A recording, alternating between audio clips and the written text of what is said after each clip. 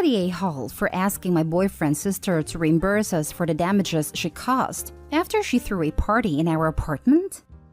For context, I am in a relationship with an amazing man.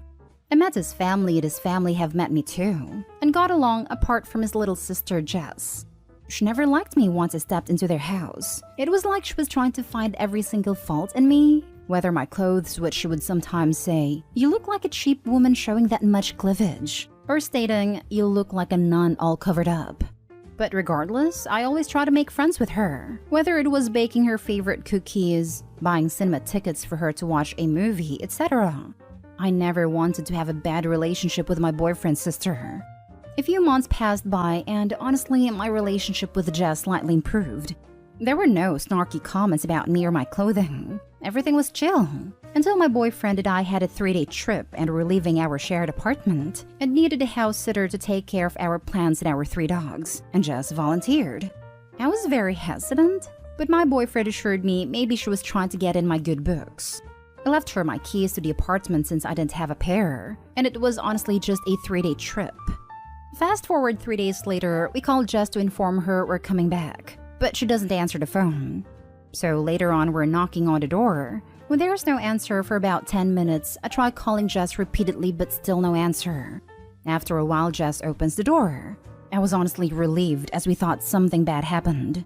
I tried entering, but she blocked me as I politely tell her to move away, before I pushed past her to see our apartment in ruins. Broken cups, plates, glass, and even a shattered wine bottle. Even a few painting broken. But thankfully, it was only the sitting room and the dining area. Jess then starts apologizing, saying she just had a few friends over. Who brought a few friends with them and this mess happened. And I was having none of it, as maybe this was some kind of sick prank. I tell her I don't care how this all happened, but she would have to reimburse us for all the damages. Thankfully, my boyfriend supported me. Jess broke down in tears. I did feel bad for her, but actions do have consequences.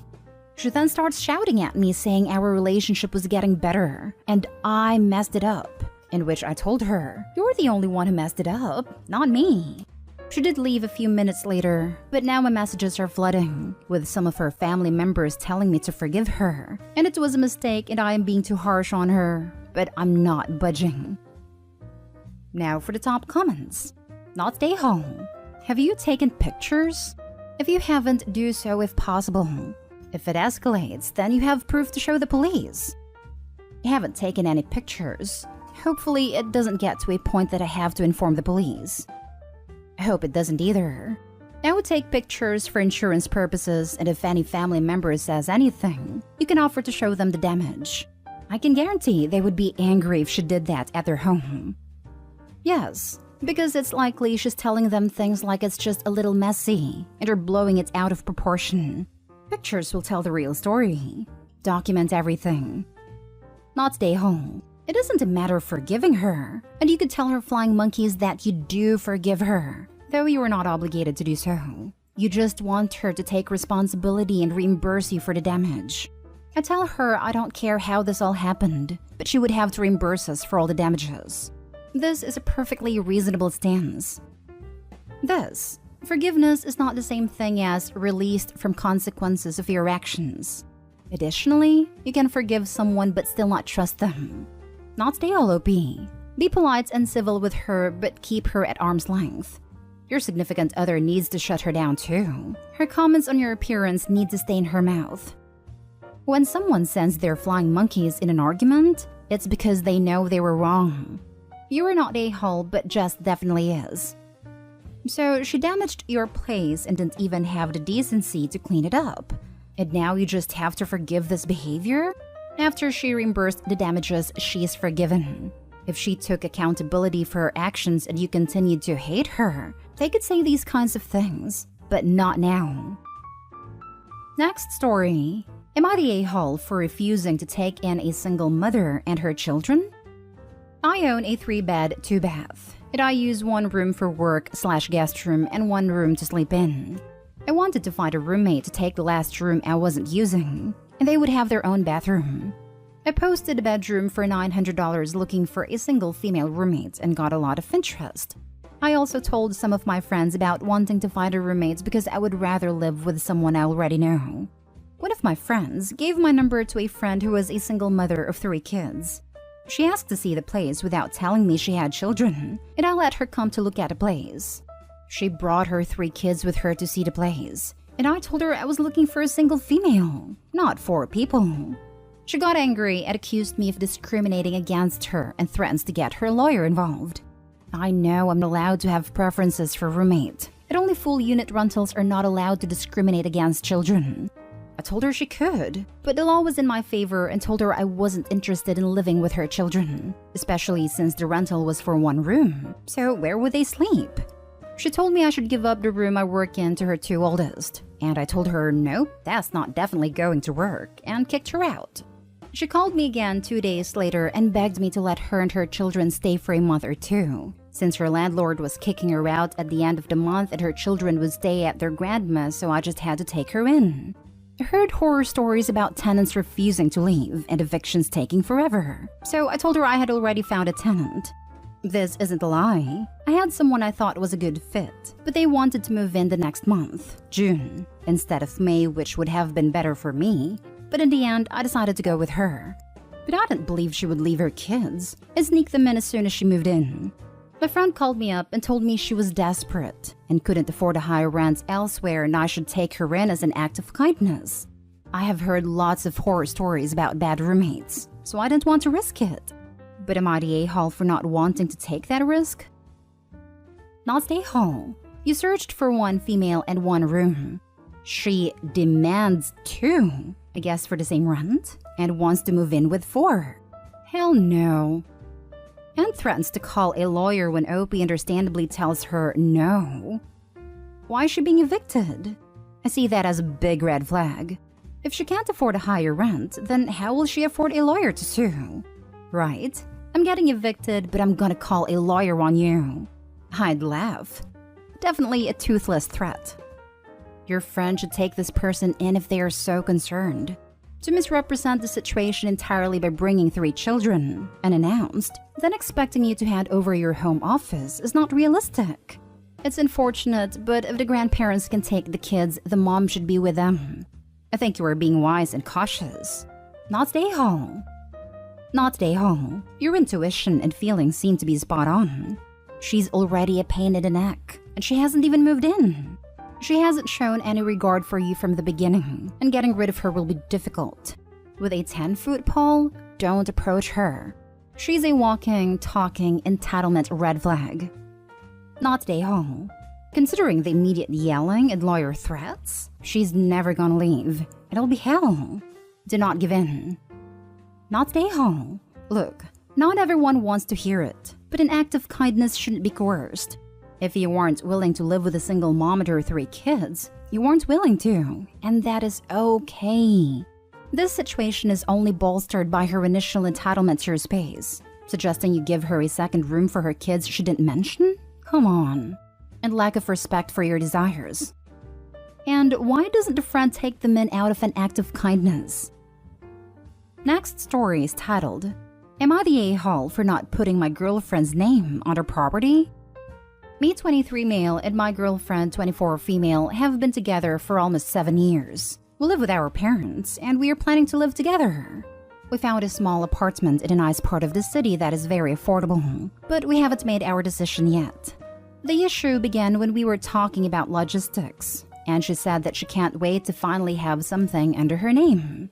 Now the thing is that I earn a lot more than her. Still, I'm not wealthy by any means, and we agreed that I would be the one paying for the mortgage and part of everything else, while she only pays part of the bills and part of the food and she saves up some money. So I told her that since I'm the one that is going to pay for the apartment, I only feel comfortable putting the apartment under my name. She blew up at me calling me selfish, that I'm already thinking about breaking up and that I want to leave her with nothing. I told her that it isn't true, that I want to grow old with her and love her until the day I die and beyond, but that a lot of people felt that way and they still ended up breaking up, and I just wanted to look after myself. I told her we are not married yet and I obviously would not expect her to give me part of her savings if we part ways. So it is not fair to expect me to give her part of the apartment that I would be paying for if we part ways. She called me an a-hole and now is not talking to me to fix things up. At this point, I'm just considering getting the apartment anyway for myself. And if she wants to stay with me, she would be welcome to move in. So am I the a-hole? Edit. I'd like to answer to a couple of questions. 1. How much would you both contribute? I would have to give a down payment of $8,000, which is a lot in my country. Most people can only save that amount by working at least 2 years and not spending any of their earnings. Also, I would be paying around $500 to $550 per month on a mortgage, food, and bills. She would be paying around $80 to $120 in food, internet, and transportation. She has to commute and I work from home. 2. How would a chore split? Well, our intention is to split everything 50-50, but since she is outside working most of the day, I would be the one cleaning and cooking most of the time. She could do everything on the weekends, but that would be tiring for her since she doesn't have that much free time. 3. Do you plan to marry her and have kids and add her to the deed? I'm personally not a fan of marriage, but I have talked about it with her, and I decided that if I ever get married, I want it to be with her. I don't do it yet because of money. I want to purchase the apartment and have stability, and because I want to see what it's like to live with her first. We don't want kids. I got a vasectomy last year and she was on board with it. However, she has mentioned things like I'd be a great father or that she would like to experience what it's like to be a mother. And I told her that if she feels that way, we must break up because I don't want to waste her time and have her resent me for that. She said she was fine with it and that they were just passing thoughts. If we get married, I could add her to the deed or just sell the apartment and buy a new one for both of us where we both contribute. Whatever we discuss in the future. Thank you for all your comments and insights. It helped a lot in thinking things through. Now for the comments. Not stay home. You're buying it and paying for everything. You're not married. You can change the deed if you do get married. Not sure what country OP is in, but in mine, de facto relationships after a certain time are legally as good as married ones. 7 years is more than enough. Not stay home. This is business. It's unwise to put someone's name on the deed when that person has not invested in the property.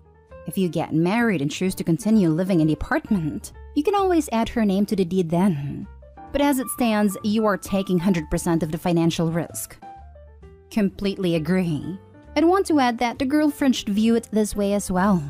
When my husband, then boyfriend of 6 years, bought our home, I insisted on having a lease agreement. It protected me from being homeless in the event we broke up. I would have 90 days to move out and keep any assets I supplied to the household, and clearly outlined our financial responsibilities. I didn't pay rent, but it called out which bills I agreed to cover. Not stay home and good call.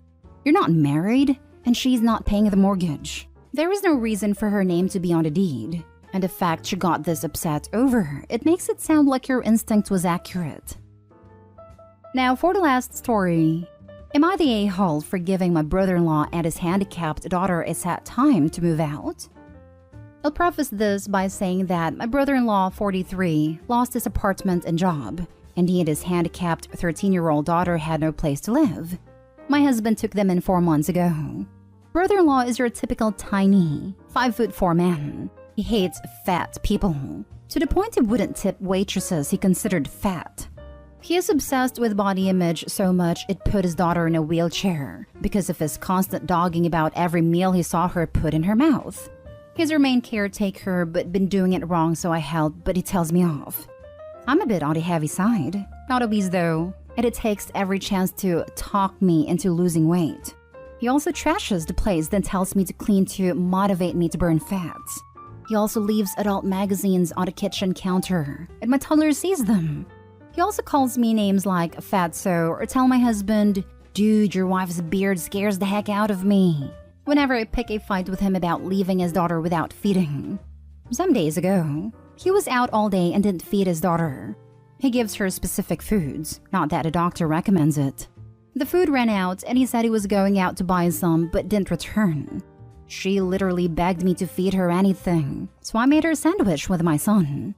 Her father returned and went off on me saying I had no business feeding his daughter junk. It was homemade, and cussed me out, then accused me of trying to fatten her up and become a pig like me. I had enough, and yelled at him that his daughter wasn't a dog, then told him he had X time to pack and leave. He told my husband and he started arguing with me. I I said I could not take any more humiliation in my own home. He said it was appalling and loathsome that I want his brother and handicapped knees on the street. He told me to go apologize and really do better, but I refused, and things have been tense since then. Info: why have you not reported him to the social services? He's mistreating his daughter. I have threatened him at some point, seeing how he essentially treats his daughter as a dog. My husband got mad at me, and he threatened to divorce me if I try to tell someone. You could have solved this by calling child services at the same time you file for divorce. That child needs to be protected. If you don't call child services, you are absolutely the a-hole here.